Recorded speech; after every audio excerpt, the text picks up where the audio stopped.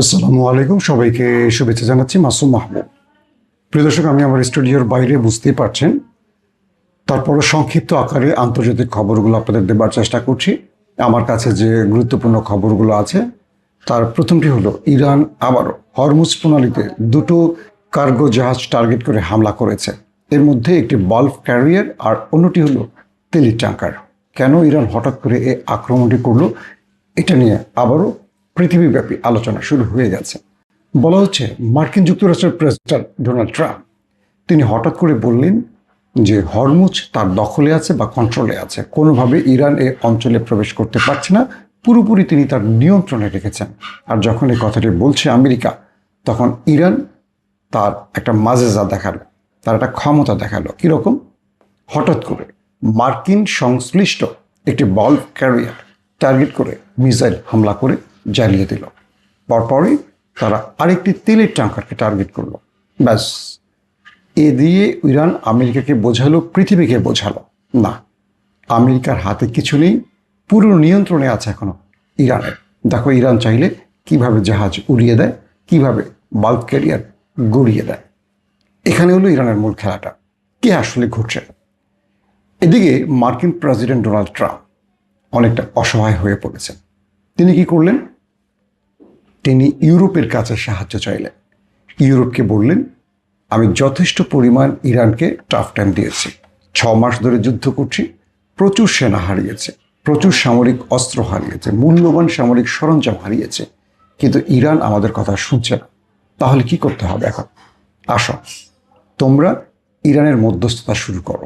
মানে ইরানের সাথে আমেরিকার যে মধ্যস্থতার ব্যাপারটি ছিল, এটা এতদিন ওমান, পাকিস্তান এবং কাতার চেষ্টা করেছে, কিন্তু ইরান আর কারো কথা শুনছে না।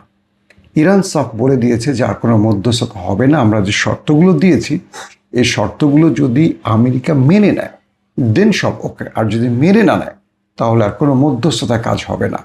যদি আমেরিকা চায় যুদ্ধ করবে, করতে পারে। যদি আমেরিকা চায় শর্ত মেনে এখান থেকে মুচলেখা দিয়ে চলে যাবে, যেতে পারে। যেটা আমেরিকার চয়েস, আমরা সেটাই করব।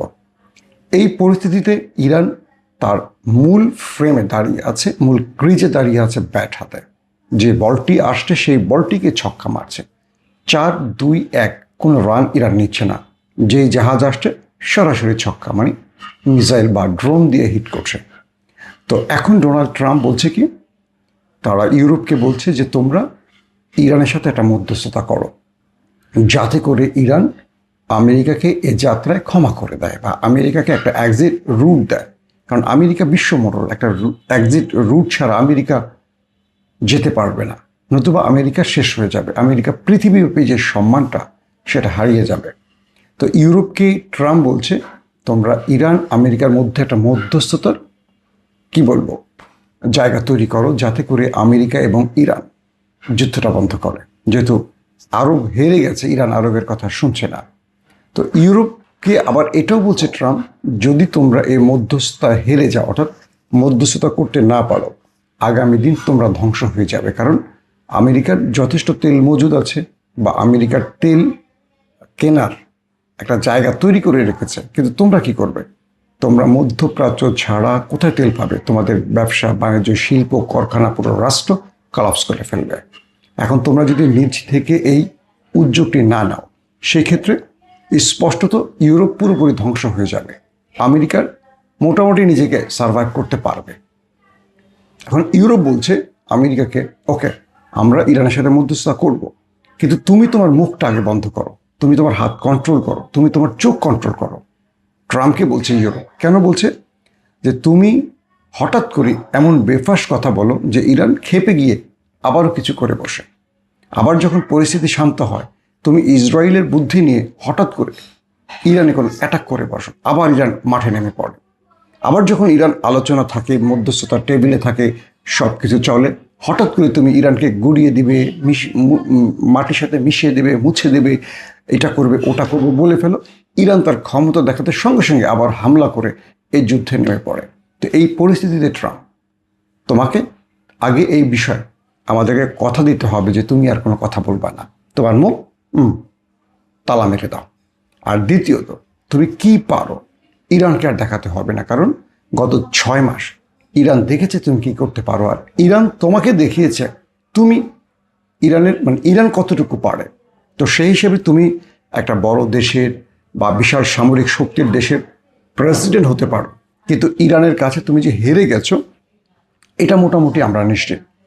তাহলে তোমাকে কথা রাখতে হবে। আমরা ইরানের সাথে মধ্যস্থতা যাওয়ার আগে তোমাকে যে বিষয়টি করতে হবে সেটি হলো তুমি ফার্দার আর ইরানের সাথে কোনো হট টকে যাবে না। ইরান যা চাইছে সেটা আমরা ইরানের কাছ থেকে আদায়ের চেষ্টা করব।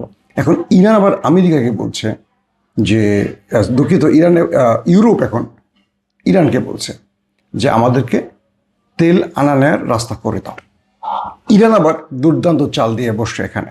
ইউরোপকে বলছে ওকে, তোমরা কি চাও বলো, লিস্ট দাও। তোমরা হরমুজ দিয়ে, বাবুল মান্দাব দিয়ে তোমাদের তেলে ট্যাঙ্কার নিতে চাও, তেল চাও, এটা চাও, ক্যাশ চাও, তাই তো? ফাইন, আসো, আমি তোমার কথা রাখবো যদি তুমি আমার কথা রাখো। তো তোমার আর আমার কথা কি হতে পারে? তোমার কথা হলো আমার থেকে তেল নিবা, জ্বালানি নিবা, আর আমার কথা হলো আমার উপরে দীর্ঘ কয়েক যুগ ধরে যে নিষেধাজ্ঞাগুলো আছে, স্যাংশনগুলো আছে, তোমাকে তুলে নিতে হবে। অর্থাৎ যে স্যাংশনগুলো আমেরিকা চাপিয়ে দিয়েছিল, যেগুলো পুরো পৃথিবী আমেরিকার নির্দেশে ইরানের উপর বলবৎ রেখেছে, এগুলো উইথড্র করতে হবে। মানে ইরান এমন একটা চাল দেবে, এটা ইউরোপ আমেরিকা কশিন কালেও চিন্তা করেনি, বুঝতে পারেনি।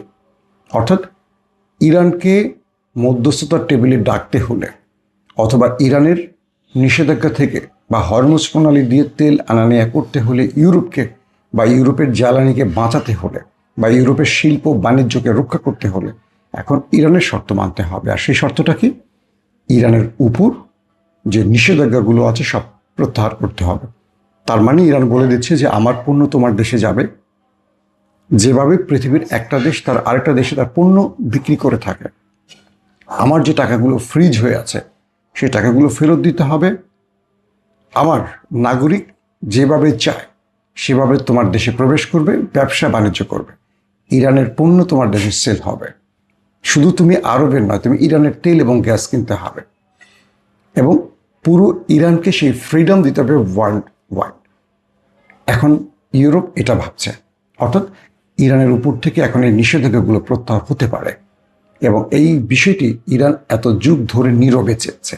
বিশ্লেষকরা বলছেন যে ইরান এক ঢিলে দুটো পাখি মেরেছে। এক, তারা ইসরায়েলকে এবং আমেরিকাকে তার শক্তি দেখিয়েছে এবং এটা বুঝিয়েছে ফার্দার ইসরায়েল, আমেরিকা বা অন্য কেউ ইরানে আগ্রাসন চালাতে এলে বা হামলা করলে এর পরিণতি কি হবে। অর্থাৎ এই আমেরিকার মতো একটা বিশাল শক্তির দেশ বুঝে গেছে ইরান এমন একটা জাতি, তাদেরকে একটা ছোট আঘাত করলে বা একটা ছোট পাথর মারলে বা একটা ছোট কণা মারলে তারা মস্ত বড় একটা পাথর ছুঁড়ে মারতে পারে, এবং এরা ভয় পায় না, এরা আপোষ করে না। প্রথম এটা ইরান এক ঢিলে প্রথম পাখিটা মারলো, যে পুরো মধ্যপ্রাচ্যকে, আরবকে বোঝালো যে তোমার বাবা আমেরিকা দেখো আমার কাছে এসে পায়ের কাছে বসে আছে, এখন আমার কাছে সাহায্য চায়। তুমি এই বাবাকে দিয়ে তোমার দেশকে নিরাপদের জন্য ঘাটে দিয়েছিলে, তাদের কেনা অস্ত্র দিয়ে তুমি শক্তিশালী হয়েছ আমার বিরুদ্ধে, দেখো আমার বিরুদ্ধে তোমার বাবাই টিকতে পারে না।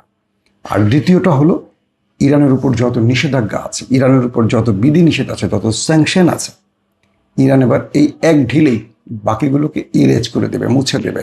অর্থাৎ পুরো পৃথিবীতে ইরান তার স্বাভাবিক জীবনটা আবার শুরু করতে পারে। এখন এই পরিস্থিতির মধ্যে ইরানকে নিয়ে নতুন করে ভাবতে বসবে বিশ্ব রাজনীতিবিদরা, কারণ কালকেও হরমুজে যে বাল্ক ক্যারিয়ার এবং তেলের ট্যাঙ্কারে হামলা করেছে, এই দুটো হামলা দেখে বিশ্ব আসলে অবাক হয়ে গেছে যে আমেরিকার নাকের ডগায় আমেরিকার স্বার্থ সংশ্লিষ্ট প্রতিষ্ঠান বা মিত্রদের উপর ইরান যে ক্রমান্বয়ে হামলাগুলো করছে, ইরান এতটুকু ভয় পায় না যে আমেরিকা আবার যুদ্ধে আসতে পারে। ইরান ভাবছে যে আমেরিকা টেনে আনতে চায় যুদ্ধে, কারণ তারা ইরানকে ইরানে এই হামলাটা করিয়ে আরও কিছু বাস্তবায়ন করতে চায়।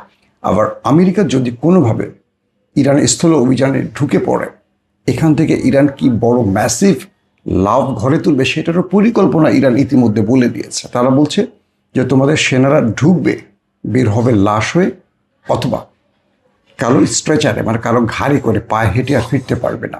আর ইরানের আরেকটা লাভ হলো মার্কিন সেনাদেরকে, হাজার হাজার সেনাদেরকে তারা আটক করবে, এবং সেই আটক সেনাদের মাধ্যমে ইরান বিশাল পরিমাণের অর্থনৈতিক লাভ ঘরে তুলবে। কিভাবে? একজন সেনাকে ছাড়তে হলে $1 মিলিয়ন, এতজন সেনাকে ছাড়তে হলে এত বিলিয়ন ডলার, এটা করতে হলে এত ট্রিলিয়ন ডলার, এই চুক্তিগুলো হবে এভাবে। তো আমেরিকা এই ভয়টিও পাচ্ছে যে ইরানের সাথে তারা এই লড়াইতে টিকে থাকতে পারবে কি না। এখন আমেরিকার প্রেসিডেন্ট ডোনাল্ড ট্রাম্প নিজেই ইউরোপকে বলছে যে তোমরা মধ্যস্থতা করে দাও ইরানের সাথে, আমাকে আরও ব্যর্থ হয়েছে। আর ইউরোপ বলছে ট্রাম্প তুমি মুখ বন্ধ করো, তোমার মুখ খুললেই আরেকটা অশান্তির আগুন, আরেকটা অশান্তির আগ্নেয়গিরি শুরু হয়ে যায়। শেষ পর্যন্ত এই খেলায় তাহলে কে জিতছে আমরা আশা করি বুঝতে পারছি, আপনারাও বুঝতে পারছেন। ইরানের এই এক ঢিলে দুই পাখি মারার নীতিটা আপনার কেমন লাগলো কমেন্ট করে জানাবেন। দর্শক, আমি সফররত অবস্থায় আছি, তাই স্টুডিওর বাইরে আমাকে এখন দেখবেন। তারপরও আমি চেষ্টা করব আপনাদের প্রতি মুহূর্তের আপডেট খবরগুলো দেওয়ার জন্য।